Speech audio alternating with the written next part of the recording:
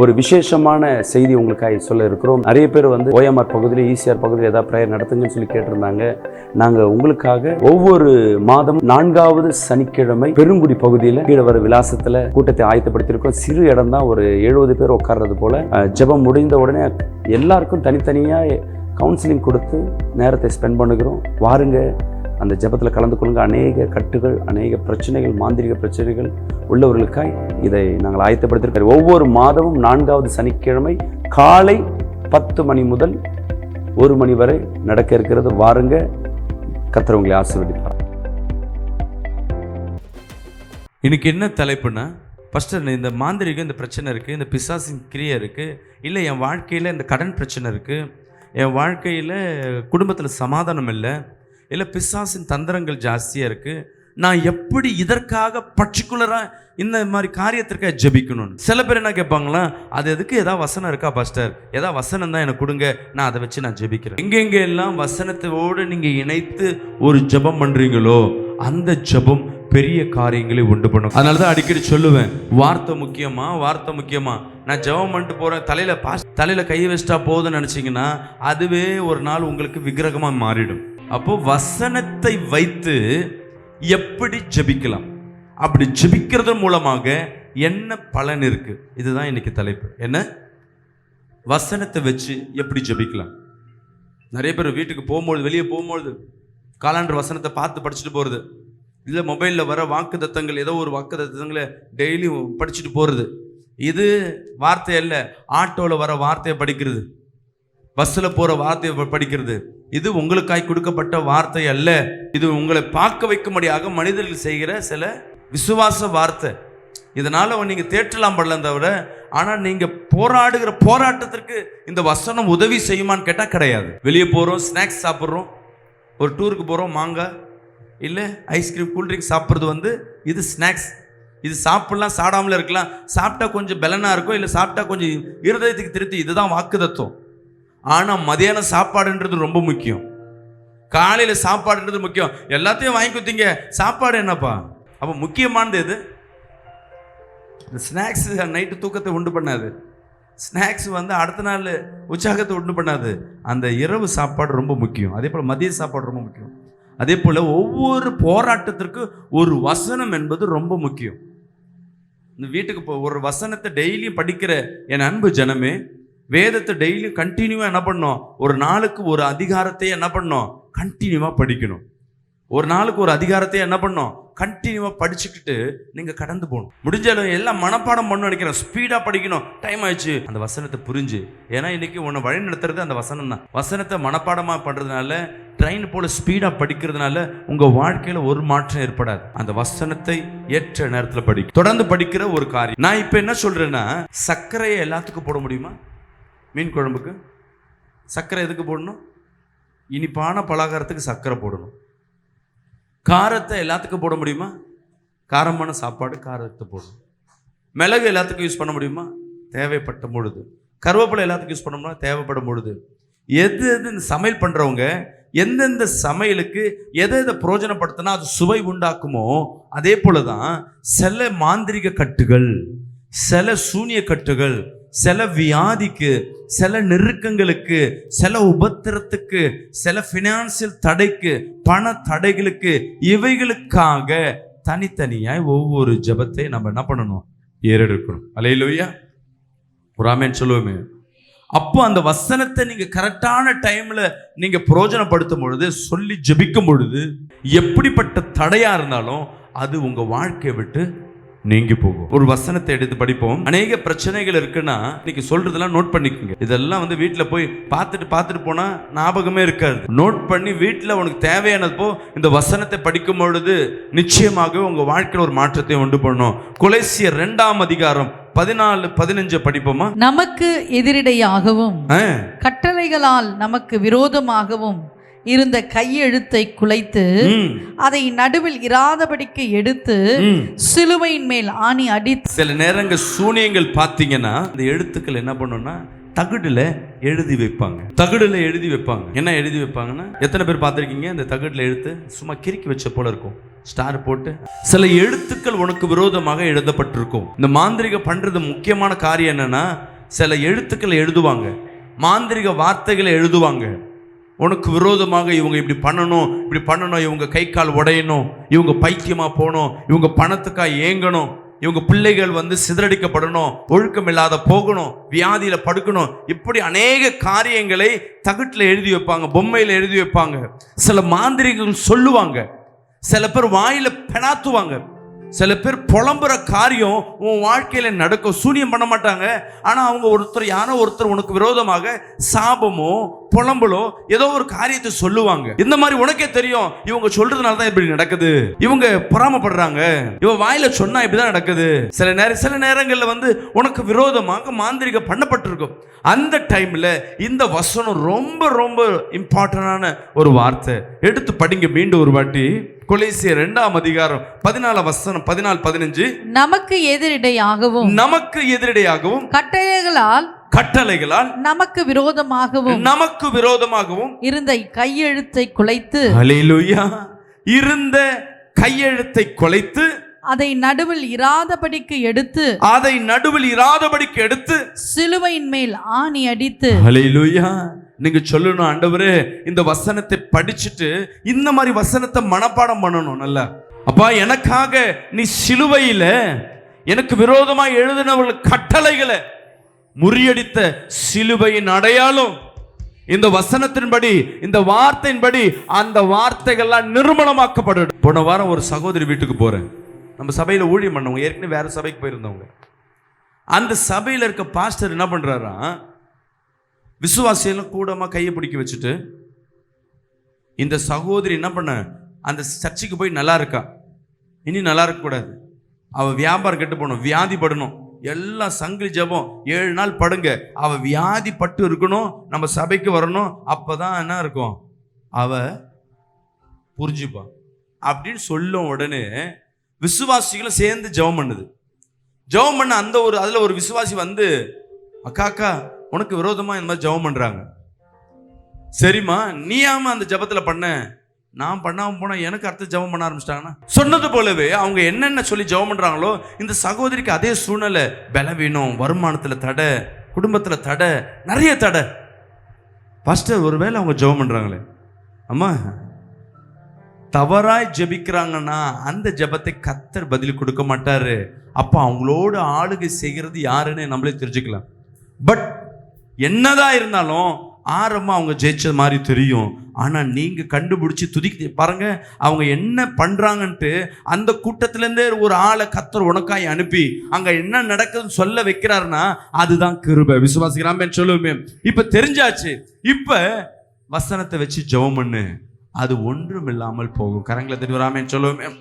அல்லேலூயா. அது என்ன பண்ணுமா, ஒன்றும் இல்லாம போகும். அப்போ உனக்கு விரோதமாய் எழும்புகிற ஒவ்வொரு ஆயுதமும் வாய்க்காத போகும்படியாக உனக்காய் புலம்புகிற புலம்பல்கள், சில பேர் சபிப்பாங்க, கண்ணுக்கு முன்பாகவே நேருக்கு நேராவே சபிப்பாங்க. உன் பிள்ளை படுற பாடு பாரு. ஒரு வீட்டுல போய் ஒரு பொண்ணுக்கு நம்ம அட்வைஸ் பண்ணனா போதும், அவங்க என்னெல்லாம், உனக்கு ஒரு பொண்ணு இருக்குல்ல பாரு, அந்த பிள்ளைக்கு நல்லது பண்றாங்கன்னு பார்க்க முடியாது, என் பிள்ளைய குறை சொல்றல, உன் பிள்ளைக்கு அது நடக்கும் பாரு. அந்த டைம் இந்த வசனம் ரொம்ப முக்கியம். மீண்டும் இந்த வசனத்தை வாசிப்போமா. நமக்கு எதிரிடையாக கட்டளைகளால் நமக்கு விரோதமாகவும் இருந்த கையெழுத்தை, இதான் முக்கியம், இருந்த கையெழுத்தை குலைத்து அதை நடுவில் இராதபடிக்கு எடுத்து சிலுவையின் மேல் ஆணி அடித்து துரைத்தனத்தையும் அதிகாரங்களையும் முறிந்து கொண்டு வெளியரங்கமாக கோலமாக்கி அவைகளின் மேல் சிலுவையிலே வெற்றி சிறந்தார். கரங்களை தட்டி ஒரு ஆமென் சொல்லுமே. இயேசுவை மகிமைப்படுத்துற அதே சூழ்நிலையில பிசாசு தந்திரங்கள், துரைத்தனங்கள், அவன் அதிகாரங்கள். பிசாசு ஒரு டம்மி பீஸ், தெரிஞ்சுக்கங்க. பிசாசு நான் ஏற்கனவே சொன்னேன், ஏசப்பா எதை செய்யறானோ அதை டூப்ளிகேட் பண்ண முடியும். எதை வச்சு ஏசப்பா வச்சிருக்கல டூப்ளிகேட் பண்ண தவிர பிசாசால எதுவுமே உருவாக்க முடியாது, எதுவுமே புதுசா செய்ய முடியாது. தேவன் படைச்ச படைப்பை தான் அவனுக்கு ஏற்ற மாதிரி மாற்றுவான் தவிர, அதை மாற்றி அமைப்பான் தவிர அவனால ஒரு காரியத்தை உருவாக்க முடியாது. அதை மைண்ட்ல நல்லா தெரிஞ்சுக்கங்க. பிசாசால என்ன பண்ண முடியும், பாருங்க, ஏற்கனவே ஆதாம் ஏவாளை படைச்ச ஆதாம் ஏவாளை அங்கே அந்த தோட்டத்தை நம்மளால ஒன்றும் பண்ண முடியல. ஏவாளை என்ன பண்ணுறான், ஆதாமையும் கைக்கு தனக்குண்டாக மாற்றுறான். இவர்களை மாற்றாம அதை இயற்கையை மாற்றி அவனை அழிச்சிருக்கலாமே, இல்லை. ஏன்னா அவனால் ஒன்றும் செய்ய முடியாது. அவனால் அழிக்க தான் முடியும் தவிர ஆக்க முடியாது. நம்ம தேவனால் உருவாக்க முடியும். கரங்களை தட்டி வர ஆமென் சொல்லுவோமே. ஒரு நம்பிக்கை இருக்கணும், என் தேவனால் எனக்காய் உருவாக்கி கொடுக்க முடியும். சொல்லுங்க பார்க்கலாம் சத்தமா, என் தேவனால் எனக்காக உருவாக்கி கொடுக்க முடியும். ஆமீன். அன்பு பிரியமான ஜனமே, உனக்கு விரோதமா எவ்வளவு மாந்திரிகம் பண்ணாலும் நீ கவலைப்படாத. எவ்வளவு சூனியம் எழுதினாலும் கவலைப்படாத. பக்கத்திலேயே இருக்கும், பக்கத்தில் எதிர்த்திலே உட்கார்ந்து உனக்காக சூனியம் பண்ணிட்டே இருப்பான். நீ சொல்லி இந்த வசனம் படிக்கும் பொழுது அவர் சிலுவையில வெற்றி சிறந்தார்னு நம்ம சின்ன ஒரு வரியில படிக்கிறோம்ல, அது என்ன வரினா அதற்கு இந்த வசனத்தை மீண்டும் ஒரு வாட்டி படிக்கிறேன், உங்க இருதயத்துல தெளிவாய் தெரியும். படிங்க. நமக்கு எதிரடையாகவும் கட்டளைகளால் நமக்கு விரோதமாகவும் இருந்த கையெழுத்தை குலைத்து அதை நடுவில் இராதபடிக்கு எடுத்து சிலுவையின் மேல் ஆணி அடித்து துரைத்தனங்களையும் அவனுடைய அதிகாரங்களையும் உரிந்து கொண்டு வெளியரங்கமாக கோலமாக்கி அவைகளின் மேல் சிலுவையிலே வெற்றி சிறந்தார். ஹல்லேலூயா. நம் தேவன் எப்படிப்பட்டவர் பாருங்க. வசனத்தை நீ இந்த டைம்ல நீ படிக்க இதெல்லாம் மனப்பாடம் பண்ணிக்கிட்டு தேவையில்லாத சினிமா பாட்டை மனப்பாடம் பண்ணிட்டு இருக்கோம். இனி இந்த மாதிரி வசனத்தை மனப்பாடம் பண்ணிக்கிட்டு வியாதிப்படும் பொழுது, நெருக்கப்படும் பொழுது, உனக்கு விரோதமா யாராவது சபிக்கிறாங்கன்னா இந்த வார்த்தையை சொல்லி பாருங்க. யாரோ உனக்கு கூட சாபம் விடுறாங்க, புலம்புறாங்கன்னு தெரியும், உன் கண்ணுக்கே தெரியும் இவங்க தான் இவனுக்கு விரோதமா சூனியம் பண்ணியிருக்காங்கன்னு. உன் வாழ்க்கையில வளர்ச்சி இல்லாதபடி தடையா இருக்கிற மாதிரி தெரியும். அந்த டைம்ல இந்த வசனத்தை படிக்கும் பொழுதுலாம் உன் கட்டுகள் உடையிறது பார்க்க முடியும். கரங்களை தெரியும் ராமேன்னு சொல்லுவோமே. சில நேரங்கள்ல ஆசீர்வாதம் திருட்டு போனது போல இருக்கும். நான் சொல்றது புரியுமா இல்லைன்னு தெரியல. பணம் வர்ற மாதிரி இருக்கும், எங்க போகுதுன்னே தெரியாது. ஒண்ணு வட்டிக்கு போகும், ஒண்ணு ஹாஸ்பிட்டல் போவோம், இல்லை யாராவது ஒருத்தர் உன்கிட்ட பிடிக்கிட்டு போவாங்க. ஒரு வயசான பாட்டி அம்மாவுக்கு பணம் வந்துச்சுன்னா மருந்துக்கு போதோ சாப்பாடுக்கு போதோ இல்லை, பேர பசங்க பிடிக்கின்னு போயிடுங்க. பாட்டி கொடு பாட்டி. அது ஆசீர்வாதமாக தான் இருக்கும் கொடுக்கறது. ஆனால் மந்த் எண்டில் பார்த்தா அந்த அம்மாவுக்கு ஒன்றுமே இருக்காது. சரி இவங்க பேர பிள்ளைக்கு, என் பிள்ளைக்கெல்லாம் கொடுக்குறாங்க, இவங்க கையை நம்ம நிரப்பணும், அவங்க பிள்ளைங்க நிரப்பாது. தேவை யார் தான் நிரப்பணும்? பரத்தில் இருக்கேன் தேவன் தான். உன் ஆசீர்வாதங்கள், உன் வருமானங்கள் எங்கெங்க திருட்டு போகுதுன்னு கொஞ்சம் கவனிச்சு பாருங்க. அந்த இடத்துல இந்த வசனத்தை, நான் சொல்ற வசனத்தை படிங்க. யோபு 20ஆம் அதிகாரம் 15ஆம் வசனத்தை வாசிப்போமா? அவன் விழுங்கின ஆஸ்தியை கக்குவான். எங்கெங்க எல்லாம் உன் ஆசீர்வாதத்தை அவன் விழுங்கி இருக்கான். ஐயோ என் வருமானத்தை விழுங்கிட்டாங்க, ஐயோ என் பிள்ளையின் பலத்தை விழுங்கிட்டாங்க, கடன்ல எல்லாமே அழிஞ்சு போயிட்டு இருக்கோம், நகை போயிட்டு இருக்கோம், உன் வீடு முழுகிட்டு இருக்கோம், உன் வருமானம் எங்க வருதுன்னு தெரியல, போறது எங்க தெரியாது. சில பேர் குடும்பத்துல இந்த தண்ணி சாப்பிட்டு குடிச்சே காலி பண்ணுவாங்க. சில பேர் கணவர் என்ன பண்ண, சொந்தத்துக்கே செலவு பண்ணி வருகிற பணத்தை அவங்க விழுகி கொண்டே இருப்பாங்க. அவங்க நடிக்கிறது இவருக்கு தெரியாது, ஆனா இவர் செலவு பண்ணுவார். நீங்க சொன்னா அது குடும்பத்துல, அப்ப அவங்க குடும்பத்துக்கு செஞ்சா இவர் எதிர்த்து நிக்கிறார் பாருன்னுவாங்க. உன் வருமானம் எங்கேயோ ஒரு இடத்துல விழுங்குது, உன் ஆசீர்வாதம் எங்கேயோ ஒரு இடத்துல சாப்பிடுறாங்க. நான் வாழாதபடி, நான் ஆசீர்வாதமா இருக்காதபடி எங்கேயோ ஒரு இடத்துல எனக்கு தடையா இருக்குன்னு அப்படி எங்கேயாவது நினைப்பு இருக்குன்னா அந்த இடத்துல இந்த வசனத்தை பயன்படுத்தணும். யோபுவின் புஸ்தகம் 20:15. அவன் விழுங்கின ஆஸ்தியை கக்குவான். எல்லாம் சேர்ந்து சொல்லுங்க. அவன் விழுங்கின, சொல்லுங்க. அவன் என் விழுங்கின ஆஸ்தியை கக்குவான். தேவன் அதை அவன் வயிற்றிலிருந்து வெளியே தள்ளி விடுவார். அவன் விழுங்கினதை கக்குவான். தேவன் என்ன சொல்லியிருக்கிறார்னா, பிசாசு உன்னை ஒரு இடத்துல பாதிக்கு கொடுத்தானா அதை 7 மடங்கா திருப்பி தரேன்னு சொல்லுகிறார். அல்லேலூயா. அவன்கிட்ட இருந்தே கர்த்தர் பிடுங்கி கொடுப்பார். ஊழியத்தில் ஒரு பெரிய ஒரு பாடத்தை நான் கற்றுருக்கிறேன். அந்த டெலிவரன்ஸ் மினிஸ்ட்ரி. நிறைய ஊழியக்காரங்க அந்த டெலிவரன்ஸ் மினிஸ்ட்ரினா பயப்படுவாங்க. பிசாசோட போராடணும், பிசாஸ் குடும்பத்தை அலக்கழிக்கும். உண்மைதான். என் பிள்ளை என்னை சார்ந்து ஒரு நண்பரோ இல்லை விசுவாசி இருந்தாலும் அந்த ஊழியத்தில் இருக்கிறவங்கள அவங்கள எனக்கு உதவியாக இருக்கிறாங்கன்னா அவங்களையும் போய் தாக்கும். ஆனால் எங்கெங்கெல்லாம் பிசாசின் தந்திரங்கள் அதிகமாய் செயல்படுகிறதோ அந்தந்த இடத்தெல்லாம் தேவ வல்லமையும் அதிகமாய் செயல்படும். அல்லேலூயா. எதெல்லாம் பிசாசின் தந்திரத்தின் மூலமாக மாந்திரிகத்தின் மூலமாக எதெல்லாம் என் கிட்டத்தை புடுங்குறானோ அதற்கு நிகராக அவன் எனக்கு ஒரு கிரயத்தை கொடுத்தாகணும். விசுவாசிக்கிறான், ஆமென் சொல்லுவோமே. அல்லேலூயா. என் கிட்ட இருந்து ஒன்னு வாங்குறான்னா கர்த்தர் அவன் கிட்ட இருந்து ஒன்னு பிடிங்க என்கிட்ட கொடுப்பார். என் கிட்ட வாங்கினது என்ன பண்ணுவாரு? யோபுக்கு எல்லாம் அழிஞ்சு போனாலும் திருப்பி வரும்பொழுது அதே பிசாசுக்கு ரெட்டிப்பான். நீ தானே 5 குழந்தை எடுத்த, அதுதான் அவமானம். உன்னை தீங்கு செஞ்சவங்க ஓடி போனா பரவாயில்ல, நீ என் காலில் வந்து மன்னிப்பு கேளு. அவங்களுக்கு எப்படி இருக்கும்? அது அவமானமா இருக்கும். நீ இத்தனை நாள் எங்க வீட்டை இடிச்சு போனல, இத்தனை நாள் என் வீட்டை கிளீன் பண்ணோம்னா அது அவமானம். அது யாருக்கு? பிசாசுக்கு. கர்த்தர் அதை செய்வார். எங்க வெக்கப்பட்டியோ அதே இடத்துல உன் தலையை உயர்த்துகிற வசனம் எது? மேலான வசனம் சொல்லுங்க. இப்ப இந்த வசனத்தை அப்படியே கூட சேர்ந்து படிக்கிறீங்க. கையை வானத்துக்கு நேரம் உயர்த்தி. யோபு 20ஆம் அதிகாரம் 15ஆம் வசனம். அவன் விழுங்கின ஆஸ்தியை, என்னுடைய ஆசீர்வாதத்தை அவன் கக்குவான், தேவன் அதை அவன் வயிற்றிலிருந்து வெளியே தள்ளி விடுவான். அல்லேலூயா. எதை உன்கிட்ட இருந்து புடுங்கினானோ அதை கொடுத்தே ஆகணும். அல்லேலூயா. சொல்லுங்களேன், யாரோட கர்த்தர் பேசுகிறாருன்னு தெரியல. நீ விசுவாசிக்கலனா எது உன்கிட்ட சத்துருவால இழந்து போன, உன் கணவன் அன்பை இழந்திருக்கலாம், உன் மனைவி நண்பை இழந்திருக்கலாம், இல்ல உன் வருமானத்தை இழந்திருக்கலாம், இல்ல உன் பிள்ளையின் ஆசீர்வாதத்தை இழந்திருக்கலாம். எல்லாம் இந்த மாந்திரிகத்தால தான் எவ்வளவு பெரிய பாதிப்பு. நீ எப்ப எதெல்லாம் நினைக்கிறியோ அந்த கட்டுகள் உடையுதுன்னா கர்த்தர் ரெட்டிப்பாய் திருப்பி கொடுக்க வல்லவரா இருக்க. அதை பெற்றுக்கொண்டதாய், அதை அங்கீகரித்ததாய் நீங்க உட்கொள்கிறவளாய் மாறுறீங்க. ஏசாயா 49ஆம் அதிகாரம் 24ஆம் வசனம். இன்னொரு வசனம் அழகாய் சொல்லி தரேன் பாருங்க. பராக்கிரமன் கையில் இருந்து கொள்ளை பொருளை பறிகொடுக்க கூடுமோ? பராக்கிரமா இருக்கிற அந்த சத்துரு கிட்ட இருந்து என் வீடு கிடைக்குமா?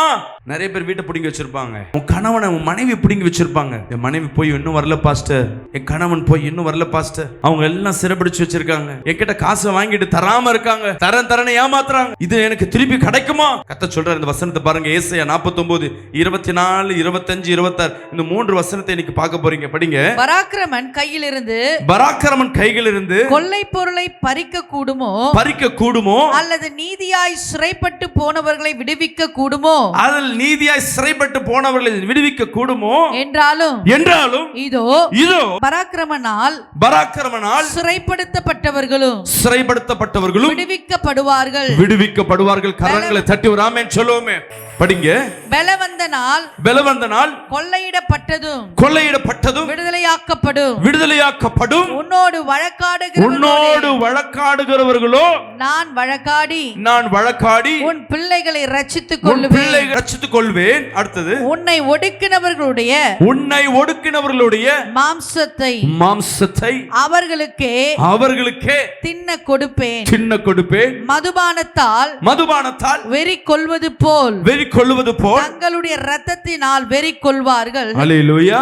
கர்த்தரும் யாக்கோபின் வல்லவருமாகிய நான் உன் இரட்சகரும் உன் மீட்பருமாய் இருக்கிறதை மாம்சமான யாவரும் அறிந்து கொள்வார்கள் என்று கர்த்தர் சொல்லுகிறார். கரங்களை தட்டி ஒரு ஆமென் சொல்லுங்க. இந்த 3 வசனம் ரொம்ப ரொம்ப ரொம்ப ரொம்ப இம்பார்ட்டன்ட். நீ எதெல்லாம் மாந்திரிகத்தினால, பிசாசுனால, உன் சொந்தங்கள்னால, உன்னுடைய எதிரினால நீ எதை இழந்து போன, சில நேரங்களில் நீ நினைப்ப என் கேர்லெஸ்னஸ், நான் செஞ்ச பாவத்தினால இதை இழந்து போனேன். நீ பாவப்பட்டதே ஒரு பிசாசின் தந்திரமா தான் இருக்கும். நீ பாவத்துல விழணும், இந்த ஆசீர்வாதம் உன்னை விட்டு போகணும், இந்த வேலை உன்னை விட்டு போகணும், இந்த குடும்பம் உன்னை விட்டு பிரியணும். சில பேர் சொல்லுவாங்க, நான் தான் காரணம், என் பிரச்சனைக்கு நான் தான் காரணம். இல்ல, உன் பிரச்சனைக்கு பிசாசின் தந்திரங்கள். அல்லேலூயா. இன்னைக்கு நீங்க இந்த வசனத்தை நீங்க எப்படிலாம் மனப்பாடம் பண்ணி உங்ககிட்ட இருந்து ஒன்று போயிடுச்சு. ஒரு சகோதரி சொல்றாங்க, பாஸ்டர் என் கணவருக்கு இன்னொருத்தரோட தொடர்பு. இன்னைக்கு இருக்கிற நிறைய கம்ப்ளைண்ட் தான், லாட் ஆஃப் கம்ப்ளைண்ட். ஒரே கம்ப்ளைண்ட், வயசு பிள்ளைங்களுக்கு லவ் பண்ணி தான் கல்யாணம் பண்ணியிருப்பாங்க, ஆனால் கணவருக்கு இன்னொரு தொடர்பு. கேட்டா நான் ஆமா நான் இப்படி தான் இருப்பேன், தெரியாமல் பண்ணாலும் பரவாயில்ல, தெரிஞ்சு துணிகரமா, நீ இல்லைன்னா பரவாயில்ல நான் அங்கே போயிடுறேன். நீ அந்த டைம் எல்லாம் போய் அவங்ககிட்ட போய் நீ கெஞ்சிட்டு நிற்க தேவையில்லை. இந்த வசனத்தை எடுத்து நீ படிக்கிற, நீ தேவனிடத்துல அதிகாரமா இந்த வசனத்தை எடுத்து நீ சொல்லினா கர்த்தர் இந்த வார்த்தைக்கு கீழ்ப்படிவார். ஏன்னா நம்மளை சுத்தி இருக்கிற இந்த ஆவிக்குரிய உலகம் நான் அடிக்கடி சொல்லுவேன், நம்ம சுத்தி இருக்கிற அந்த ஆவிக்குரிய உலகத்துல ரூல்ஸ் பயங்கரமா ஃபாலோ பண்ணுவாங்க. தேவ வார்த்தைக்கு அந்த ஆவிக்குரிய உலகமே நடுங்கும். நீ எந்தெந்த நேரத்துல நீ ஜெபிச்சிருப்ப கரெக்ட், நீ பாஸ்டிங் போடுறதுக்கு கரெக்ட், ஆனா கரெக்டான வார்த்தையை நீ பிரயோஜனப்படுத்துறனா அந்த வார்த்தைக்கு இந்த தூதர்கள் எல்லாம் நடுநடுங்குவார்கள். அல்லேலூயா.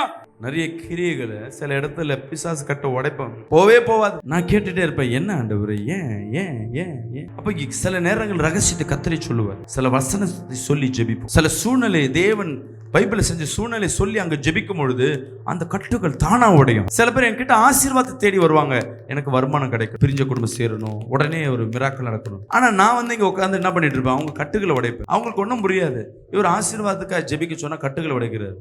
என் அன்பு ஜனமே, தேவன் யாரையும் சபிச்சவர் அல்ல, எல்லாரையும் ஆசீர்வதிக்கிறவர் தான். நீ கட்டப்பட்டிருக்க உன் கட்டுகளை நான் உடைச்சாவே நீ பெற வேண்டிய தேவன் கொடுக்கறதை தானாவே அள்ளிக்கொள்ளுவே, தானாவே பெற்றுக்கொள்ளுவே. உன் கட்டுகள் உடைஞ்சா போதும். இந்த வசனத்தை மீண்டும் பாஸ்டர்மா படிப்பாங்க, எல்லாம் கொஞ்சம் வசனத்து மேல கையை வச்சு அந்த வசனத்தை நல்லா லிசன் பண்ணுங்க. 24ல இருந்து, பராக்கிரமன் கையில் இருந்து கொள்ளை பொருளை பறிக்க கூடுமோ, கொள்ளை பொருளை பறிக்க கூடுமோ, அல்லது நீதியாய் சிறைப்பட்டு போனவர்களை விடுவிக்க கூடுமோ. இதுதான் எல்லாரோடைய சிந்தனையில இருக்கிற கேள்வி. எனக்கு போன கணவன், என் கணவன், சில பேர் வீட்டுல கணவன் இறந்துட்டு இருப்பான், மனைவி இறந்துட்டு இருக்கும், கொடுத்தா என்ன பண்ணும், இன்னொரு கணவனை கொடுத்தா அதுக்கு பேர் அசிங்கம். ஆனா தேவன் எப்படி ஆசீர்வதிப்பார், அங்கதான் தேவனோட கிரியை இருக்கு. எதெல்லாம் உங்ககிட்ட இருந்து வேல்யூபிளான எடுத்துட்டாருனோ அந்த இடத்துல தேவ கிருபை வேலை செஞ்சு ஆகணும். அல்லேலூயா. அதுவும் அதிகமா தேவன் முன்ன நிலைமை காட்டிலும் அதிகமா கர்த்தர் வேலை செய்யணும். உன் கணவன் வந்துட்டு கோச்சின் போயிட்டா, உன் மனைவி வந்துட்டு கோச்சின் போயிட்டா, அப்ப உனக்கு கர்த்தர் எப்படி ஆறுதலை கொடுப்பார், தேவனே வந்து ஆறுதலை கொடுப்பார். உன் மனைவி காட்டிலும் கணவனை காட்டிலும் தேவன் கொடுக்கிற ஆறுதல் பலன் விசேஷமா இருக்கும். இன்னொரு நபர்கிட்ட உனக்கு ஆறுதல் கிடையாது, தேவன் தான் உனக்கு ஆறுதல். வசனம் சொல்லுது, பிரிக்க கூடுமோ, என்கிட்ட தடுத்ததை கர்த்தரால கொடுக்க முடியுமோ, அவன் என்கிட்ட புடிங்கி போயிட்டா நான் கொடுக்க முடியுமா சொல்லுங்க. என்றாலும் இதோ பராக்கிரமனால் சிறைப்படுத்தப்பட்டவர்களும், ஹல்லேலூயா, யார் யார் பிசாசின் பிடியில கட்டப்பட்டவர்களோ விடுவிக்கப்படுவீர்கள். பலவந்த நாள் கொள்ளையிடப்பட்டதும், உன் வாழ்க்கையில உன் குடும்பத்துல இருக்க சமாதானம், ஆசீர்வாதம், ஆரோக்கியத்தை எவனாவது கொள்ளையிட்டு போயிருந்தா விடுதலையாக்கப்படும். நிச்சயமாகவே இந்த வசனம் சொல்லுகிறது, விடுதலையாக்கப்படும். உன்னோடு வழக்காடுகிறவர்களோடு சண்டை போட்டுக்கிட்டு உன்கிட்ட வழக்காடி கொண்டு உன்கிட்ட உன் மேனேஜரோ உன் தொழிலாளியோ இல்ல உன் அக்கம் பக்கத்தினர் உன்கிட்ட யாரெல்லாம் வழக்காடுகிறார்களோ, நான் வழக்காடி கர்த்தர் சொல்றார், அவனுக்கு விரோதமாக நான் வழக்காடி உன் பிள்ளைகளை ரட்சித்துக் கொள்ளுவேன். உன் பிள்ளைகளை சொல்லுங்க, என் பிள்ளைகளை இந்த வசனத்தின்படி அவர் விடுதலையாக்கும். உன் பிள்ளை அங்க போய் மாமியார் வீட்டுல இல்ல மாமனார் வீட்டுல எங்கேயோ ஒரு இடத்துல போய் கஷ்டப்படுது, நீ இங்க உட்காந்து அவங்கள என்ன பண்றோம் பாருன்னு யோசிக்காத. இந்த வசனத்தை வச்சு ஜெபிச்சு பாரு, அங்கு கர்த்தர் உன் பிள்ளையை ஒரு விடுதலை ஆக்குவார். கரங்களை தருவாமே சொல்லுவோமே, படிமா. உன்னை ஒடுக்கிறவர்களுடைய மாம்சத்தை அவர்களுக்கே தின்ன கொடுப்பேன். இதுக்கு மேல என்ன செய்யணும்? யார் யார் நினைச்சாங்களோ அவன் ஆசீர்வாதத்தை அவனாலே அவன் என்னென்ன அவன் மாந்திரிகம் பண்ணானா அந்த மாந்திரிகத்தில் அவனே சிக்கொண்டு போவான். நீ போய் ஆண்டவரே ஏசப்பா அவன் செஞ்ச மாந்திரிகத்தை அவனே சிக்கொண்டு இல்லை, இந்த வசனத்தை படி அவனே அந்த வார்த்தையில மாட்டிக்கொள்வான். அல்லேலூயா. இன்னைக்கு கர்த்தர் உன்னோடு பேசி கொண்டிருக்கிறேன். இந்த வசனம் ரொம்ப வேல்யூபிளான வார்த்தைகளை நோட் பண்ணிக்கிட்டு வீட்டில் உட்காந்து, ஐயோ பாஸ்டர் எனக்கு படிக்க தெரியாது பாஸ்டர், உன் வீட்டில் இருக்க பிள்ளைங்களை பேர பிள்ளைகளை வச்சு இந்த வசனத்தை படின்னு சொல்லு, எழுதி வச்சிருப்பா, இந்த வசனம் எழுதி வச்சிருக்கேன் இதை படிச்சு என்கிட்ட சொல்லு. சொல்லும் போது சில பேர் கேட்டுனே இருப்பாங்க, உன் வாயை திறந்து அறிக்கை செய்யணும். அவ படிக்கிட்டோம், நீ கேட்கறன்னு, நீ கேட்கறதுனால பார்க்கறதுனால மனப்பாடம் பண்றதுனால வாழ்க்கை மாறாது. அதை விசுவாசத்தோடு வாயில சொல்லும் பொழுதுதான் அந்த வார்த்தை கிரியை செய்யும். அடுத்ததை 1-2 வசனத்தை கொடுக்க விரும்புறேன்.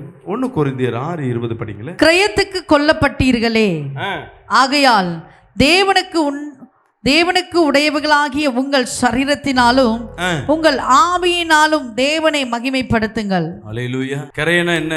ஒன்று வாங்கினாதான் ஒன்று கொடுக்க முடியும். விலை கொடுத்து வாங்கிடுவாங்க. பிசாசு ஒன்று விலை கொடுத்து வாங்கிடுவான். பாவத்தை காட்டி உன வேற விலை கொடுத்து வாங்கிடுவான். இல்லை ஒரு பொண்ணு பையனை காட்டு உன என்ன பண்ணுவான்? ஆத்துமாவை சிறைப்பிடிச்சிருப்பான். இப்படிப்பட்ட பாவத்தில் இருக்கிற நான் இந்த வசனம் உனக்கு ரொம்ப பிரயோஜனமா இருக்கும். படிங்க.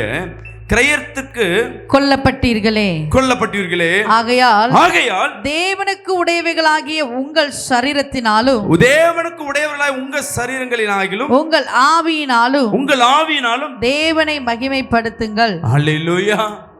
சொல்லுங்க, தேவன் என்ன கிரயம் கொடுத்து வாங்கிட்டார். சொல்லுங்க, என் ஆத்துமா என் சரீரம் தேவனை மகிமைப்படுத்தும். சொல்லுங்க பார்க்கலாம். அல்லேலூயா. தேவன் என்ன வாங்கிட்டார். சில பேர் இது எதுக்கு இந்த வசனம் அதிகமா யூஸ் ஆகும்னா, நல்லா கவனிங்க. சின்ன வயசுல இந்த பிள்ளைய போய் இந்த கோயிலுக்கு நான் ஒப்பு கொடுக்குறேன், இந்த முடியை இந்த கோயிலுக்கு ஒப்பு கொடுக்குறேன், சில ஆவியை உடம்புல ஏத்திடுவாங்க. நான் ஒரு சில விக்கிரக ஆவிகள் உடம்புல ஏறிடும். சில நேரம் அறியாமே ஆதியில் நிறைய ஜபம் பண்ணி நிறைய பூஜை பண்ணியிருப்ப. உன் வாயிலேருந்து வர வார்த்தையே என்ன ஜெபம் பண்ணா நீ ஊழியம் செஞ்சாலும் அந்த கட்டு அந்த கிரியை உன்னை விட்டு போகாது. ஏன்னா என்னைக்கே ஒரு நாள் நீ வாயில பொருத்தனம் பண்ணி வச்சிருப்ப, அதற்கு நீ பொருத்தனம் பண்ண. ஆனா வசனம் சொல்லுது, நான் உன்னை கிரயம் கொடுத்து வாங்கிட்டேன், இனி யாருக்கும் நீ அதிகாரம் இல்லை. ஹல்லேலூயா. சில ஆவி என்கிட்ட சொல்லும், நான் இந்த உடம்பை விட்டு போக மாட்டேன். கேட்பேன், ஏமா போக மாட்டேன், ஏன் போக மாட்டேன்? இயேசு நாமத்துல போச்சாலும் போகாது. ஏன்னா எனக்கு இந்த ரொம்ப வருஷமா அந்த உடம்புல இருக்கேன், நீ இப்ப போ சொன்னா நான் எப்படி எங்க போறது? எனக்கு ஒரு உடம்பை கொடு, எனக்கு ஒரு இடத்த கொடு, நான் இடத்த வாங்கி பிளாட் போட்டா விற்கிறேன், நீ இங்கே போ அங்கே போன்னு சொல்றது. என்ன சொன்னாலும் அது அங்கே தூள் போகாது, ஆடினே தான் இருக்கும். ஜவர்மெண்ட் போனோம் டப்புன்னு விழுந்துடும், திருப்பி எந்திரிச்சு நின்றோம், திருப்பி ஆடினே இருக்கும். போனா திருப்பி விழுந்துடும், திருப்பி எந்திரிக்கும், டயர்ட் ஆகிடும். அப்போதான் யோசிப்பேன், ஏதோ ஒரு காரியம் இந்த அம்மா ஏதோ பண்ணி வச்சிருக்கு. நான் எல்லாம் எழுப்பிட்டேன், அம்மா ஏதாவது பண்ணி ஆதியில் எதாவது பண்ணியிருக்கேன். நான் ஆதியில் நான் கிரகம் தூக்கியிருக்கேன், இது பண்ணியிருக்கேன். எனக்குள்ளவே இருக்கும் அது, எனக்குள்ளே அடிக்கடி உடுக்க அடிக்கும் போது மோளை அடிக்கும் போது என் கூடயே வந்து பேசும், சில விஷயம் சொல்லும். அப்படின்னா உன் ஆத்மாவை என்ன பண்ணியிருக்காங்க, நீ சொல்லியிருக்கணும், இல்லை உங்கள் அப்பா அம்மா உனக்கு என்ன பண்ணியிருக்கணும், அதோட ஒப்பு கொடுத்துருக்கணும். இப்போ நீ ஏசப்பா உன் ரத்தத்தை கிரயம் கொடுத்து வாங்கிட்டார். அல்லேலூயா. அந்த வார்த்தையை நீ கன்ஃபெஷன் பண்ண, உள்ள இருக்கிற ஆவிக்கு தெரியும், என் ஆவி ஆத்மா சரீரம் எஸ்ஸப்பா இது உம்முடையது. நிறைய பேருக்கு இது ஜபத்தை சொல்லி கொடுத்துருப்பேன், இதை சொல்லுமா அடிக்கடி, சொல்லுமா அடிக்கடி. சொல்ல சொல்ல உள்ள இருக்கிற அந்த சர்பத்தின் ஆவிக்கு இது என் உடம்பு இல்லை, இது எனக்கு சொந்தமானது இல்லை, நான் ஓடி போகிறேன். சில பேருக்கு ஜபம் பண்ணும் பொழுதெல்லாம் மூஞ்சில் ஒரு ரியாக்ஷன் கொடுக்கும், வீட்டில் சண்டை வரும், எல்லாம் வரும். எது நடந்தாலும் சரி நீ ஜபம் பண்ணுறது விடக்கூடாது. அப்போ இந்த வசனம் ரொம்ப முக்கியம். நீ ஏற்கனவே விக்கிரக கட்டில் கட்டப்பட்டிருக்க, சில வார்த்தையை கொடுத்து எங்கேயோ மாட்டியிருக்க, இல்லை சில நேரங்களில் பூஜ்யம் பண்ணி சில நேரங்களில் ஆதியில் நீயும் மாந்திரிகம் பண்ணியிருக்கலாம், இல்லை மாந்திரிகத்தை எடுக்கத்த போய் யாருக்கிட்டையாவது போய் நின்றுருக்கலாம். அப்போ ஏதோ ஒரு காரியம் வயிற்றுலையோ வாயிலையோ ஏதோ ஒன்று செஞ்சிருக்கலாம், அறியாமல் செஞ்சிருக்கலாம். இப்போ முடிச்சாச்சு. இப்போ இந்த வசனம் ரொம்ப முக்கியம். இந்த மாதிரி டைமில் எடுத்து படிங்க. 1 கொரிந்தியர் 6ஆம் அதிகாரம் 20ஆம் வசனம், கிரயத்துக்கு கொல்லப்பட்டீர்களே, ஆகையால் தேவனுக்கு உடையவைகளாகிய உங்கள் சரீரத்தினாலும், தேவன் உங்களை கிரயம் கொடுத்து வாங்கியிருக்கார். சொல்லுங்களேன், நான் தேவ ரத்தத்திற்காக நான் கிரயம் போயிட்டேன். ஏசப்பா என்ன வாங்கிட்டார், அவர் என்ன அடிமையாக்கிட்டார், எவனும் என்ன தொட முடியாது. அல்லேலூயா. இந்த ஆத்மா, இந்த சரீரம், இந்த ஆவி, என் சிந்தனை, என் பிள்ளைங்க, இதெல்லாம் ஏசப்பாவுடையது, வேற யாருக்கும் சம்மந்தம் இல்லை. என்னை அறியாமையே செய்த அறிக்கைகள் எல்லாம் ஒன்றுமில்லாமல் போகட்டும். இதை வாயில திறந்து இந்த வசனத்தை நீ சொல்ல சொல்ல சொல்ல உங்க வாழ்க்கையில கர்த்தர் பெரிய காரியங்களை கர்த்தர் செய்வார். அல்லேலூயா. எத்தனை பேருக்கு டவுட் இருக்கு, ஒருவேளை எனக்குள்ள அந்த ஆவி எனக்கு கிரியை செய்து கொண்டிருக்கோ, எங்க அம்மா நான் ஆதியில பூஜைலாம் பண்ணுவாங்க, ஒருவேளை அந்த ஆவி இருக்கோ. ஏற்கனவே ஒரு வாட்டி எனக்கு மாந்திரிகம் பண்ணியிருந்தது, அந்த டைம் போய் ஒரு மந்திரவாதிட்டியோ இல்லை ஒரு பாய்கிட்டயோ கொண்டு போனாங்க, அவன் ஏதோ பண்ணிட்டானா, அந்த ஆத்மா அவன் சிறைப்பிடிச்சிருப்பான். நீ உன் வாயில் இது திறந்து சொல்லணுவான், இல்லை வாய்க்கார தர இது போடணுவான், உன் கையால் இதை செய்யணுவான், உன் கையால் இதை கொடுணுவான், உன் காலை மண் எடுத்தோ ஏதோ ஒன்று செஞ்சுருப்பான். அப்போ இந்த வசனம் ரொம்ப முக்கியம். எல்லாம் சேர்ந்து இந்த வசனத்தை படிப்போமா? கிரயத்திற்கு கொல்லப்பட்டேன், சொல்லுங்க, கிரயத்துக்கு கொல்லப்பட்டேன், ஆகையால் தேவனுக்கு உடையவர்களாகிய நான் என் சரீரத்தினாலும் எங்கள் ஆவியினாலும் தேவனை மகிமைப்படுத்துவோம். இந்த வசனத்தை உனக்கு ஏத்த மாதிரி மாத்தி படிச்சுன்னா நீ ஜெயிச்சிட்ட. அல்லேலூயா. ஒரு முறை சொல்லிட்டா போயிடுமா? நான் மீண்டும் சொல்றேன், பிசாசு ஒரு சாதாரண ஆளா நினைக்காத. நீ சின்ன ஜபம், சின்ன வசனத்தை சொன்ன உடனே முடிஞ்சிடுமான்னு நீ சொல்ல சொல்ல அந்த வசனம் உனக்குள்ளே கிரியேசியும். 2 முறை 3 முறை 4 முறை 5 முறை 6 முறை அடிக்கடி நீ சில நேரங்களில் நீ விசுவாசத்தோடு அதிகாரத்தோடு எப்போ பிரயோஜனப்படுத்துறியோ அது எப்படிப்பட்ட ஆவியா இருந்தாலும் அது போயிடும். அல்லேலூயா. அல்லேலூயா. அவன் பலவான் தான், ஆனா உன் ஜபம் பலமா இருந்ததுன்னா அது ஒன்று இல்லாமல் போயிடும். நீ கண்டினியூவாய் ரிப்பீட்டாய் கண்டினியூவாய் ஒரு முறை இல்லை, திருப்பி திருப்பி திருப்பி திருப்பி நீ ஜெபம் பண்ணும் பொழுதெல்லாம் அந்த கட்டுகள் உடைய ஆரம்பிக்க. கரங்கள் தெரியுறாமே சொல்லுவோமே. யோவான் 10:10 படிங்களே. திருடன் திருடவும் கொல்லவும் அழிக்கவும் வருகிறானே அன்றி வேறு ஒன்றுக்கும் வரான். நானோ அவைகளுக்கு ஜீவன் உண்டாயிருக்கவும் அது பரிபூர்ணப்படவும் வந்தேன். அல்லேலூயா.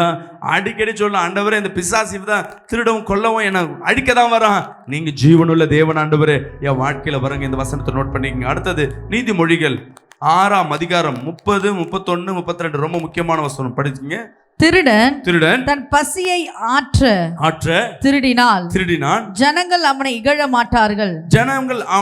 இங்க பாருங்க, சில பேர் தப்பு பண்ணா அதுக்கு கர்த்தருடைய பார்வையில என்ன திருட்டு. சில நேரங்கள்ல நீங்களே ஒரு சம்பவத்தை சொல்ல விரும்புறேன். எங்க வீட்டு பக்கத்து எதிர் வீட்டுல ஒரு குடும்பம், கணவன் சண்டை போடுற, மனைவி போட்டு அடிக்கிறார். என்னன்னு கேட்டா, நைட்டெல்லாம் யாருக்கிட்டையும் இவ பேசிட்டு இருக்கா, இனிமேட்டு நான் வாழ மாட்டேன்னு சொல்லி சம்மாடி அடிக்கிறார். எங்க வீட்டு பக்கத்துல இருக்க ஒரு லேடி, நான் அந்த அம்மா பார்த்து திட்டியா, அம்மா போமா என்ன பேசுறேன்னு. அம்மா அவன் அடிக்கிறது கரெக்டு, பிடிக்கல. இல்லை பாஸ்டர், நான் தப்பே பண்ணலன்னா ஏன் உன்னை அடிக்கிறான்? சும்மா தான் எடுத்து பார்த்தேன். நீ ஏன் சும்மா அவனுக்கு பிடிக்கல, சும்மா ஏன் எடுத்து பார்க்குற? சும்மா தான் என் ஃப்ரெண்டு, அவன் பழக்கமே இல்லை, சும்மா தான் ஆயின் அமிச்சான். இத்தனை பேர் உனக்கு சப்போர்ட் பண்ணா நீ பண்ணுறது, உனக்கு அவன் சாப்பாடு போடாமல் இருக்கலாம், உனக்கு குடும்பம் நடத்தாமல் இருக்கலாம், காசு கொடுக்காமல் இருக்கலாம், வேலைக்கு போகாமல் இருக்கலாம், குடிக்காரனாக இருக்கலாம். இருந்தாலும் அவன் தான் அவனுக்கு கடமை. இதற்காக நீ இந்த தப்பு செய்யலான்னு உலகம் சொல்லும், ஆனால் வேத வசனம் அப்படி சொல்லாது. அல்லேலூயா. நீ காத்திருந்தீன்னா இவன் உனக்கு ஒரு நாள் பணிவிடை செய்வான். கரங்களை தெரிவிராமேன்னு சொல்லுவோமே. அடுத்த வசனத்தை படிங்களே, 31. அவன் மட்டும் கண்டுபிடிக்கப்பட்டா 7 மடங்கு கொடுத்து தீர வேண்டும். அல்லேலூயா. ஒன்று தெரிஞ்சுக்காமா, நிறைய நேரங்களில் நான் இந்த ஊழியம் செய்யும் பொழுது நிறைய பாடுகள், வேதனைகள்.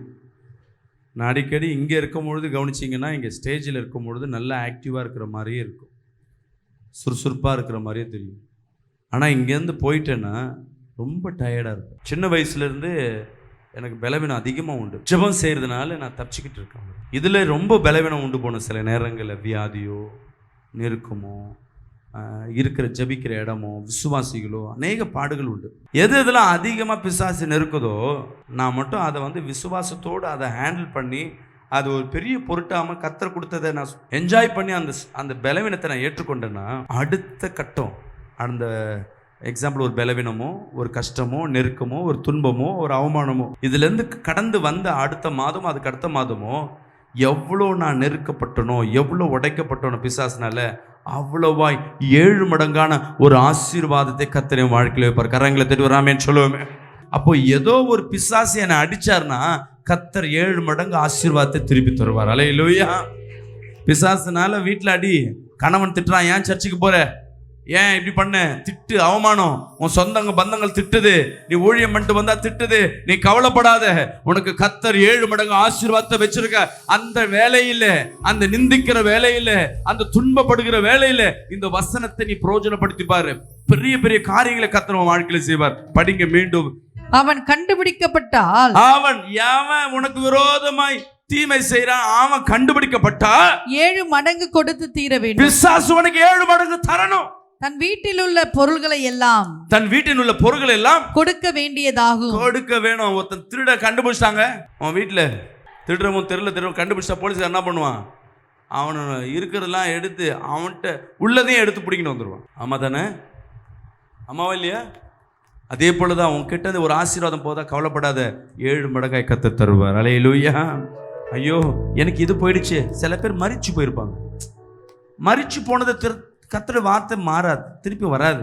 ஆனா அவங்க இருந்து உன் இருதயத்தில் என்ன சந்தோஷம், என்ன ஒரு ஆசீர்வாதம், என்ன ஒரு வளர்ச்சி இருக்குமோ அதை காட்டிலும் 7 மடங்கு கர்த்தர் அவங்க கிட்ட திருப்பி வாங்கி கொடுப்பார். விசுவாசிக்கிறாமே சொல்லுவோமே. அல்லேலூயா. பாஸ்டர் எனக்கு வச்ச நகை எங்க அப்பா அம்மா போட்டதெல்லாம் போயிடுச்சு பாஸ்டர்.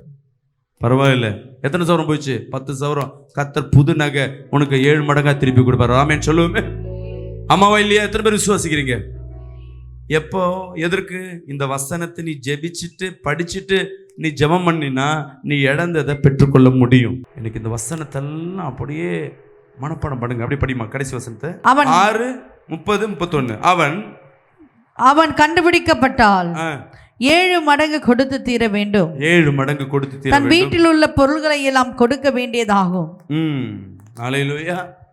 கர்த்தர் சொல்லுகிறார், நீ எதை இழந்து போனையோ அதை 7 மடங்கு பெற்றுக்கொள்ள முடியும். எத்தனை பேர் விசுவாசிக்கிறீங்க? இன்னைக்கு இந்த வசனத்தை வச்சு நீங்க ஜெபிக்க போறீங்க. அதுக்காக உங்களுக்கு நான் பிளஸ் பண்ணி நான் ஜெபிக்க போறேன். எல்லாம் எழுந்து நிற்போம். Praise Lord. உங்களுக்கு விசேஷமான ஒரு செய்தி. எங்கள் தண்டையார்பேட் பகுதியில் மெயின் ரோட்ல டிஹெச் ரோட்லேயே ஒரு இடத்தை நித்தியம் பிரேயர் டவர்க்காய் ஆயத்தப்படுத்தியிருக்கிறோம். பஸ் ஸ்டாண்ட் பக்கம், ரயில்வே ஸ்டேஷன் பக்கம் இருக்கு. நீங்க முன்பாக வர்றீங்கன்னா உங்களுக்காக இங்க தங்க இடமும் உண்டு. சொந்தமாக இந்த இடம் வாங்குவதற்கு 3.5 கோடி ரூபாய் செலவு இருக்குது. ஒரு ஸ்கொயர் ஃபீட் 15 ரூபான்னு சொல்லிட்டு 2400 சதுரடி தேவைப்படுகிறது. அது ரிஜிஸ்ட்ரேஷன் இது அது அரேஞ்ச்மெண்ட் பண்ணுறதுக்கு மொத்தம் 4 கோடி ரூபாய். இது சாத்தியமில்லாத காரியம்தான். ஆனால் விசுவாசிக்கிறோம், கர்த்தர் பெரிய காரியங்களை செய்வார். நீங்களும் எங்களோடு கூட சேர்ந்து இந்த ஊழியத்தில் பங்கு பெறுங்க. அநேகர் என்ன பண்ணியிருக்காங்க, இந்த பொருத்தனை பண்ணியிருக்காங்க. இதுவரையும் 100 பேர் பொருத்தனை பண்ணியிருக்காங்க.